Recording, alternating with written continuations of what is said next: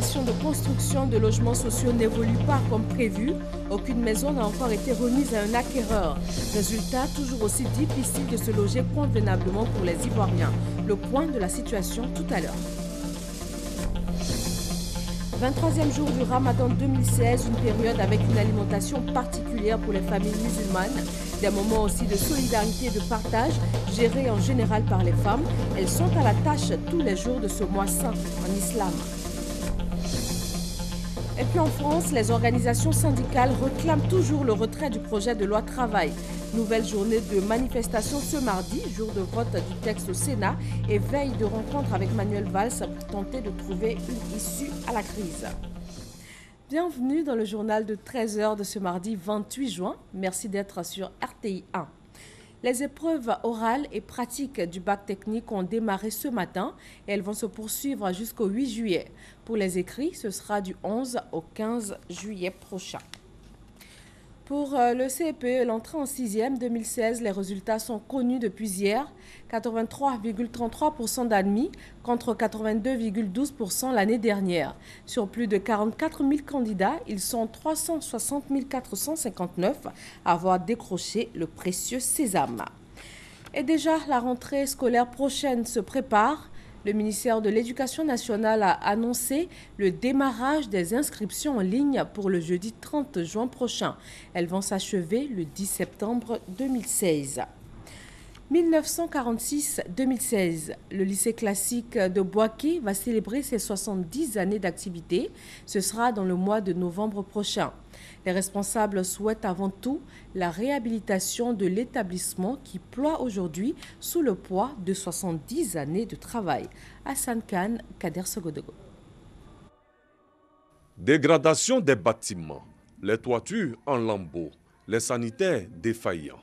Bref, nous sommes au lycée classique 1 de Bouaké.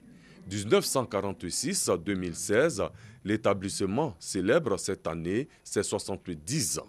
Les responsables n'entendent pas célébrer cet anniversaire sans que l'établissement ne soit réhabilité. D'où ce plaidoyer. On ne mérite pas de voir l'établissement dans cet état. C'est pour ça que nous avons félicité et encouragé la direction de l'établissement et tous ceux qui peuvent nous aider à faire cette célébration de 70 ans dans le souci d'expliquer ce que représente cet établissement en Côte d'Ivoire pour qu'on puisse faire les travaux. Nous n'avons pas besoin d'aller remuer ciel et terre. Le gouvernement lui-même a pris les devants. Des études ont été faites. Les montants des travaux ont été estimés. Nous souhaitons que très rapidement, les travaux puissent être lancés. Pour le lancement officiel des festivités, des éminentes personnalités ont été associées. Les festivités des 70 ans du lycée classique 1 de Bouaké se dérouleront dans le mois de novembre 2016. La scolarisation des filles, un combat que mène la première dame américaine. Michelle Obama était au Libéria ce 26 juin pour promouvoir son programme Let Girls Learn, laisser les filles apprendre. Dans le monde, 62 millions de filles sont déscolarisées selon l'UNESCO.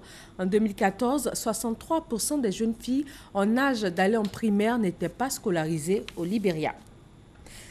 Nous sommes au 23e jour du jeûne musulman. Une période avec une alimentation particulière pour les familles. Le partage au niveau de la nourriture est également une tradition dans ce mois. Les femmes sont les artisanes de ces moments de solidarité. Elles sont à la tâche tous les jours de ce mois saint en islam. Djeneba Ouattara et Kader Sogodogo. Le Ramadan, mois de pénitence, de piété, de partage et de générosité. Les femmes contribuent activement à la réussite de ce mois. Elles sont à la tâche pour concocter les repas de la rupture du jeûne, l'iftar, et de l'aube, le saour pour la famille. Corvée à laquelle les femmes sont soumises au quotidien jusqu'à la fin du Ramadan. Comment Mariée Toukone, mariée et étudiante en gestion commerciale et marketing, arrive-t-elle à gérer cette période? Quand on le veut et avec l'aide de Dieu, on arrive à tout faire. Quand je quitte au cours, j'essaie de faire la cuisine jusqu'au soir. Bon, j'essaie d'être prête quoi. Bon, avec la famille, tout le monde me comprend. Même si je suis un peu en retard, bon, on essaie de faire avec. Son époux étant absent, Dame Rokia vit avec une dizaine d'enfants. Elle prend plaisir à accomplir ses tâches. Faire la cuisine pour la famille pendant le mois de Ramadan. C'est le vœu de toute femme d'être un jour dans un ménage, être entourée de ses enfants. Vraiment, c'est une joie pour moi. Pour les responsables religieux, tout acte posé par la femme dans ce mois est béni par le Tout-Puissant. Se réveiller à 4 h du matin pour préparer le sahour, tout comme être au rendez-vous à partir de 14 h, 15 h pour préparer le repas de la rupture, ne peut être une corvée pour quelqu'un qui croit en Dieu. Le plus grand des mérites, c'est le paradis. La plupart des femmes, voire 90% des femmes, dans ce mois précisément, sont au paradis. Une bénédiction que toutes les jeunes filles doivent chercher, d'où cet appel. Tout ce qu'on demande à nos enfants, surtout les filles, elles n'ont qu'à s'approcher des mamans, que ce soit le mois de Ramadan ou pas, elles n'ont qu'à s'approcher et puis apprendre à faire la cuisine parce qu'un jour, ça va les servir, quoi. 9e mois du calendrier musulman, le Ramadan est le 4e pilier de l'islam. Dans le volet économie, on note l'ouverture ce matin du forum sur l'évaluation des politiques publiques et institutionnelles en Afrique par le Premier ministre Daniel Kablan-Duncan. Les résultats de l'évaluation de ces pays sont désormais disponibles. Ceux de 5 pays ont été mis en exergue, notamment la Côte d'Ivoire qui a fait un bond en passant de 2,9 à 3,3 en 3 ans. Cette évaluation sert entre autres à l'allocation des ressources de l'Association internationale de développement aux pays éligibles au guichet de la Banque mondiale. La Côte d'Ivoire et le Fonds monétaire international FMI travaillent à l'élaboration de nouveaux programmes. Il doit aider à la consolidation des acquis du programme 2012-2015. Les travaux ont été lancés par le ministre auprès du Premier ministre en charge de l'économie et des finances. Le reportage de Noël Niagno. Après le programme 2012-2015 avec le FMI, Fonds monétaire international et sa bonne exécution, la Côte d'Ivoire remet le couvert. Depuis ce lundi 27 juin, les travaux pour l'élaboration de ce nouvel accord économique sont lancés. La délégation du fonds, conduite par Dan Guria, et les experts ivoiriens ont 15 jours pour tracer les sillons de cet accord de partenariat économique avec le FMI. En toile de fond, la croissance inclusive. Tenir une croissance forte et inclusive. Les thèmes à discuter ont à faire avec le budget de l'État, la dette, les entreprises publiques, le secteur financier, comment le rendre plus performant pour venir à l'aide, pour accroître l'inclusion financière. Pour l'heure, la partie ivoirienne est revenue sur les acquis du programme 2012-2015 et c'est bien fait pour l'économie ivoirienne. La Côte d'Ivoire a enregistré de bonnes performances économiques avec un taux de croissance annuel moyen de 9% sur la période 2012-2015, dans un contexte d'inflation, de déficit budgétaire et d'endettement maîtrisé. En outre, plusieurs réformes structurelles et sectorielles ont été menées avec succès dans le cadre de la mise en œuvre du Plan national de développement 2012-2015. C'est ce succès qui motive certainement la volonté du gouvernement ivoirien à signer un nouvel accord économique avec le Fonds monétaire international à l'effet de réaliser son plan de développement national 2016-2020 évalué à plus de 30 000 milliards de francs CFA. L'opération de construction de logements sociaux initiée par le gouvernement ivoirien ne connaît pas l'évolution escomptée. Depuis 2013, aucune maison, ni sociale, économique ou de standing n'a été remise à un acquéreur. Résultat, toujours aussi difficile de se loger pour les Ivoiriens. Sephora Zegui et Francis Boifo. 6 à 10 mois de caution, coût élevé des loyers. Se loger à Abidjan, pas du tout facile. Il faut agir. Les populations sollicitent l'État. La politique de logement de l'État de Côte d'Ivoire est bon. Mais dans certains quartiers, les logements sont très chers. Je souhaite que l'État revienne à des locations ventes pour que toute la population diminue en des logements. Pour résorber la question, l'État a entrepris en juin 2013 un vaste chantier de construction de logements sociaux, économiques et de standing. 3 ans après, des maisons construites, mais pas encore livrées. Il faut que l'État se concentre pour faire l'accès à ces lieux d'habitation-là. Les VRD primaires, pour me résumer, les voiries, les réseaux divers, les amener d'eau, les amener d'électricité. L'État doit se cantonner à faire une urbanisation saine Il nous reste encore quelques travaux à achever en ce qui concerne les VRD primaires, essentiellement les travaux d'amener d'eau et d'électricité, afin que les premières clés puissent être livrées. Une autre question aussi préoccupante que celle du foncier en matière de logement, le coût élevé des maisons. Il y a le ciment, il y a la main-d'œuvre, il y a le fer. Alors, il y a un certain nombre de choses qui ne dépendent pas de nous, qu'il faut ajouter au prix de construction. À partir de l'instant où nous arrivons à un coût de revient élevé, il va de soi que, bien entendu, leurs maisons reviennent chères. Pour booster le secteur de l'immobilier et rechercher des financements afin d'offrir une chance à tous les Ivoiriens d'avoir un toit, les promoteurs immobiliers, en partenariat avec le ministère de l'Habitat et du Logement social, initient, à partir d'aujourd'hui jusqu'à vendredi prochain, un forum international du logement social, économique et de standing à Abidjan. L'agence Emploi Jeunes fait son bilan et présente les perspectives pour l'année 2016. Grâce à l'opération Agir pour les jeunes, plus de 12 000 promoteurs d'activités ont été sélectionnés. 9 000 d'entre eux ont été formés et vont être financés à hauteur de 8 900 millions de nos francs.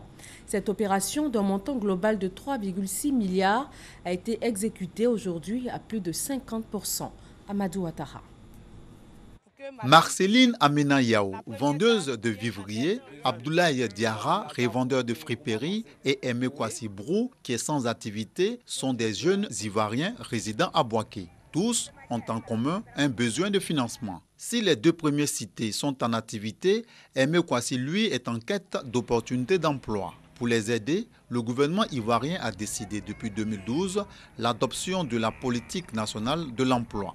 Un programme clé de cette politique créé par ordonnance en avril 2015, l'agence Emploi Jeunes, avec son opération Agir pour les jeunes. L'opération est dotée d'un portefeuille de 3,6 milliards de francs CFA. Relativement aux actions menées, l'agence Emploi Jeunes vient de faire le point de ses activités à Yamoussoukro.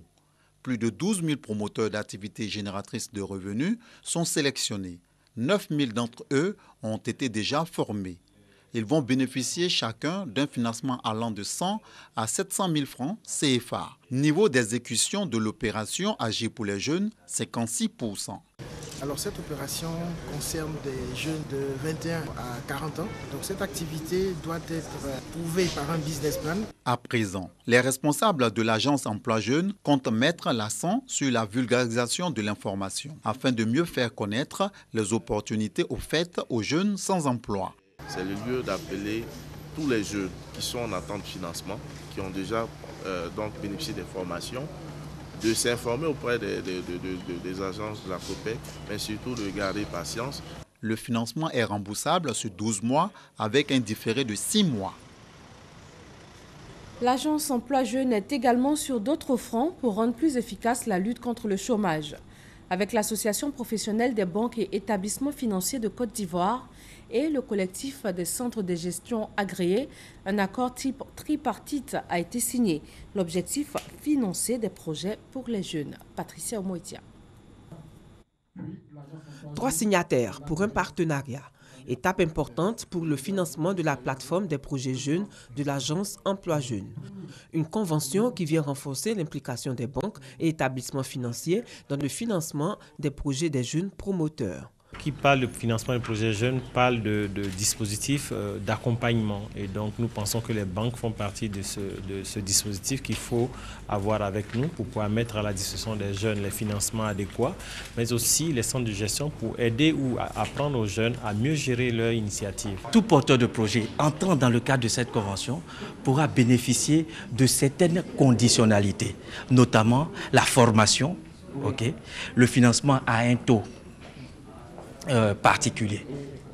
Ça fait partie déjà des 2 grands avantages pour ce projet.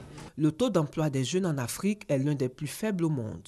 Face à ce cercle vicieux, le collectif des centres de gestion agréés veut donner un autre visage à la PME africaine. Cette signature va permettre de compléter le dispositif d'accompagnement en garantissant aux jeunes des conseils de professionnels pour les aider à mieux gérer les entreprises qu'ils vont créer et les accompagner de sorte qu'ils tiennent les engagements qu'ils vont prendre dans le suivi des échéanciers avec les banques. Le ministre de l'Emploi des Jeunes annonçait une disponibilité de 9 milliards pour le financement des jeunes au titre de l'année 2016. Tant que ces jeunes auront des projets bancables et pertinents, les financements seront mis en place. Ce partenariat intégré et surtout cet engagement de toutes les parties en faveur du financement des projets des jeunes sera opérationnel dans les prochains jours. Le club cinématographique de l'Université Alassane Ouattara de Bouaké lance ses activités. Le club veut susciter de nouvelles vocations et se faire connaître à des amoureux du 7e art. Maria Kobi et Kwadio Kwame. Décentraliser les activités du 7e art en Côte d'Ivoire tout en facilitant l'insertion des étudiants désireux d'embrasser la carrière cinématographique. Ainsi se présente la mission du club cinématographique de l'Université Alassane Ouattara. Pour matérialiser cette bonne intention, une cérémonie marquant le début des activités de ce club a été organisée. Pour le président du club cinématographique de l'Université Alassane Ouattara, il s'agit de présenter officiellement le dit club encore méconnu. Le cinéma est création d'emplois. Qui parle de cinéma, parle de la caméra, pas de la photographie, pas de la mise en scène, pas de la réalisation. Donc c'est une manière pour nous de pouvoir occuper ces jeunes qui voulons dérouter à rester sur le campus. On va créer le club cinéma pour rehausser le prestige et l'image de Bouaké. Le directeur régional de la culture et de la francophonie a pour sa part assuré les membres de ce club de son entière disponibilité à les accompagner dans l'atteinte de leurs objectifs. Je m'engage à les accompagner dans la réalisation de ce projet et à faire en sorte que cela devienne une réalité et que le cinéma connaisse sa relance, son dynamisme à partir de Bouaké. Le club cinématographique de l'Université Alassane Ouattara a été créé en 2014. Il compte une quarantaine de membres. Ce club a en vue la réalisation d'une série de 20 épisodes prévus pour être tournés en septembre prochain. Parlons agriculture dans ce 13h avec la culture de la mangue. Chaque année, la mouche des fruits fait perdre aux producteurs ivoiriens environ 2 milliards de francs CFA. C'est essentiellement dû au refoulement de nos mangues sur les marchés européens, à des campagnes agricoles écourtées, à l'abandon des vergers et donc à une baisse du niveau de production. La solution, une plateforme pour lutter efficacement contre les mouches des fruits. Amadou Ouattara. La mangue est le troisième fruit exporté de la Côte d'Ivoire après l'ananas et la banane. Selon Eurostat, en 2014, ce sont plus de 20 000 tonnes de mangue qui ont été exportées. Cette production est menacée par les mouches des fruits ou Diptera, considérées comme les ravageurs des cultures les plus redoutables au monde. L'impact négatif de la mouche des fruits fait perdre aux producteurs ivoiriens environ 2 milliards de francs CFA par an. Ça fait que la campagne même de commercialisation de mangue ne dure pas. Cette année, par exemple, en gros, ils ont fait 30 jours de campagne. Normalement, notre souhait serait que la campagne puisse durer un peu plus que ça. Face à la situation, le CORAF, Conseil ouest africain pour la recherche et le développement agricole, a initié un projet de renforcement de capacité des acteurs de la chaîne de valeur fruits en Afrique de l'Ouest. Les autorités administratives et les responsables du CNRA, structure qui représente la Côte d'Ivoire au sein de ce projet d'une durée de 3 ans, comptent mobiliser les leaders de communautés et les producteurs pour lutter efficacement contre ce mal qui ronge la mangue de Côte d'Ivoire. Il faut, à travers donc des technologies que le projet va nous permettre de diffuser auprès des acteurs de la chaîne de valeur, arriver à limiter donc ces attaques-là. Que les sous-préfets fassent le relais au niveau des sous-préfectures, avec des réunions avec les paysans, tous ceux qui font la mangue, pour vraiment les sensibiliser. Des actions de lutte qui se matérialisent déjà avec la mise en place d'une plateforme d'innovation. Le lancement de ces activités a réuni 2 jours durant plus de 70 participants à Korogo. Le centre de santé de Tafiré, dans la région du Hambol, a reçu des kits d'accouchement, dont d'une organisation non gouvernementale qui vient de transférer son siège d'Abidjan à Tafiré pour être plus proche de sa population cible. Le reportage de Brahima Doumbia est commenté par Kader Segodego. Pour être plus proche des populations, l'ONG Walwassa, qui signifie en langue locale Tagwana, notre bonheur, vient de délocaliser son siège d'Abidjan à Tafiré, dans la région du Hambol. Pour Assetou Pengue Kone, président de l'ONG Walwassa, il s'agit d'œuvrer au bien-être social des populations économiquement faibles. L'ONG a à son actif plusieurs actions sociales. Remise de kits d'accouchement au centre de santé de Tafiré et de Ngolodougou, afin d'exhorter les femmes à les fréquenter en vue d'accoucher dans de meilleures conditions. Paiement des ordonnances médicales pour les plus démunis. Remise de bons gratuits, de permis de conduire aux jeunes et l'organisation des ruptures collectives du jeûne du mois de Ramadan à la grande mosquée de Tafiré. Cette cérémonie a vu la présence des autorités politiques, administratives, religieuses et coutumières de la région du Hambol. Nous sommes dans la saison des pluies et pour cette période, le gouvernement ivoirien s'est donné le challenge de 0 décès. Des actions sont donc en cours pour notamment faciliter le drainage des eaux pluviales. Le bilan du comité de gestion avec Mamadou Kwasi. L'on se souvient encore de ces inondations, il y a de cela quelques années dans plusieurs quartiers d'Abidjan. Des inondations qui ont causé des pertes en vie humaine et d'importants dégâts matériels. Cette année, l'objectif fixé par le gouvernement est 0 mort pour cette saison pluvieuse. Et pour traduire ce vœu en actes, le ministère de la Salubrité urbaine et de l'assainissement mène des actions d'envergure sur le terrain. Des actions réalisées par l'ONAD, Office national de l'assainissement et du drainage à Abidjan et dans 15 localités de l'intérieur du pays. À mi-parcours de la réalisation de ces activités, un bilan est fait par le comité de veille. Avant la réforme de 2011, seulement 7 villes sur quelques 225 étaient dotées chacune d'un schéma directeur d'assainissement. Mais depuis 2012, 4 anciens schémas directeurs d'assainissement et de drainage, Boaké, Yamsoukro, Daloa et San Pedro, sont en cours d'actualisation. Et 2 nouveaux schémas directeurs d'assainissement et de drainage, notamment à Korogo et à Bengourou, avec le concours financier de la Banque mondiale par le biais du programme de renaissance des infrastructures précis, elles sont en cours également. Ces actions réalisées sont portées essentiellement sur la sensibilisation des populations, le curage des caniveaux et la construction des dallots par endroits pour faciliter le drainage des eaux pluviales. L'état d'exécution à ce jour de ces travaux est estimé à 100% selon le directeur général de l'ONAD. Ces actions ont été renforcées selon lui par des travaux à haute intensité de main-d'œuvre début juin avec la contribution des mairies. À ce niveau, ce sont 300 km de caniveaux qui seront curés dans le district d'Abidjan, contre 200 dans 15 localités de l'intérieur du pays. Il y a un cahier de charge pour dire qui doit faire quoi, quand et comment. L'ONAD s'est traité 30 sites. C'est en général des ouvrages primaires, les grands bassins, les grands ouvrages, qui sont de la responsabilité de l'État. Et sur les 653 sites, les communes 45 sites.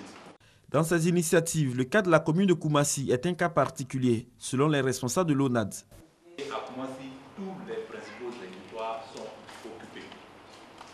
Quand je dis occupés, ça veut dire qu'il y a eu des lotissements, les gens ont construit des maisons, donc ça fait que quand il pleut, les eaux de ruissellement arrivent difficilement à la un véritable plan Marshall qu'il faut pour Koumassi.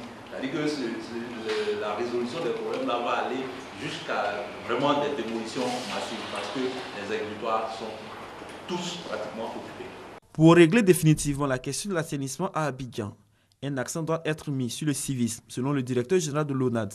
Le schéma directeur du district d'Abidjan et celui des chefs-lieux des régions de la Côte d'Ivoire sont en cours de réalisation. Des projets pour régler définitivement la question de l'assainissement en Côte d'Ivoire. Direction d'Imbokro dans le centre de la Côte d'Ivoire. Le conseil municipal a tenu la première session ordinaire de l'année 2016. Un bilan à mi-parcours des activités 2015-2016. Le reportage est signé Mamadou Kwasi. Kolibo, un village de la commune de Dimbokro, connecté désormais au réseau électrique national. Une œuvre de la mairie de Dimbokro pour la réalisation d'un rêve caressé par les populations depuis plusieurs décennies. En plus, le conseil municipal dirigé par Bilé Diemeleou a construit et réhabilité plusieurs salles de classe et cantines scolaires dans différents villages de la commune de Dimbokro, à savoir Kangransou, Aouniansou, Komukro, Aoua et Plateau. Le quartier Sojefia s'est vu bâtir un centre de santé intégré. Ces infrastructures font partie des 10 projets majeurs réalisés en faveur des populations depuis 2014 par la mairie de Dimbokro. Au cours de cette session, le maire Bilé Diemeleou a fait le bilan de ces réalisations. tout en précisant que 32 jeunes et femmes ont reçu un appui budgétaire de 40 millions de francs CFA pour la réalisation d'activités génératrices de revenus. Une initiative pour leur prise en charge socio-économique. Toutes ces initiatives sont saluées par le préfet de région d'Inzi, qui invite Bilé Dimelou et son équipe à faire davantage pour le bien-être des populations de la commune de Dimokro. Nous sommes là comme des gens pour régler le bon fonctionnement de cette commune. Et déjà, elle fonctionne très bien. Nous ne faisons que l'encourager. Le conseil municipal ne compte pas s'arrêter à ces réalisations. Pour la période 2016-2018, ce sont 24 nouveaux projets majeurs qui ont été retenus. Des projets dans plusieurs secteurs d'activité, notamment la salubrité, l'éducation et l'insertion des jeunes. Le tout d'un montant de 600 millions de francs CFA pour l'amélioration des conditions de vie des populations de Dimokro. Fête de la lumière dans le village de Zededjaou, c'est à Béoumi. Il vient d'être connecté au réseau électrique national et déjà les populations voient des opportunités de démarrer des business qui utilisent le courant, possibilité qu'ils n'avaient pas auparavant. Soro Corona et Kwadio Kwame. La Côte d'Ivoire, selon les données fournies par le ministère du Pétrole et de l'Énergie, est passée de 33% de taux de couverture électrique en 2011 à 45% en 2014. Fin 2015, 2112 villages étaient concernés par le projet d'électrification villageoise dans le cadre du programme présidentiel d'urgence. Projet cher au président de la République, Alassane Ouattara, qui, d'ici à 2020, compte électrifier tous les villages de plus de 500 habitants. Le village de Zededjaou, dans le département de Béoumi, a bénéficié de ce projet. La mutuelle de développement et les populations de Zededjaou ont initié une journée de la lumière, occasion pour les populations d'exprimer leur gratitude au président de la République.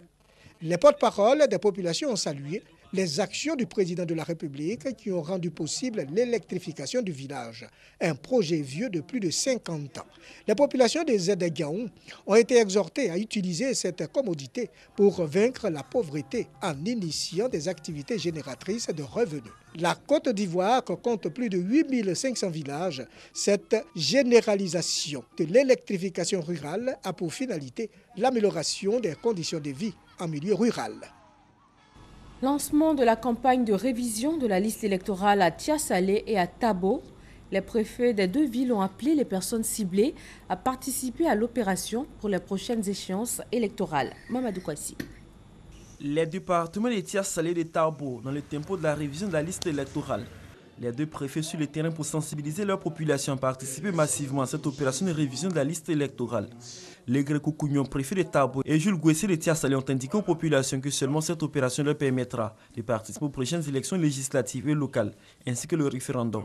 Le corps préfectoral a demandé l'implication des leaders d'opinion, des responsables politiques, des chefs coutumiers et des leaders religieux.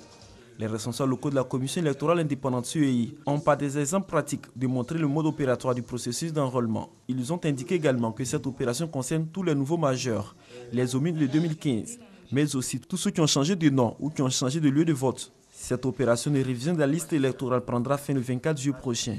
Elle se fait en même temps qu'une opération d'identification organisée par l'Office national d'identification. Les populations ont exprimé leurs inquiétudes relatives à la durée et au nombre limité des centres d'enrôlement. 3 seulement pour Tabo et 9 pour Tiasalé. Ce sont plus de 5000 nouveaux inscrits qui sont attendus pour cette opération à Tiasalé et à Tabo.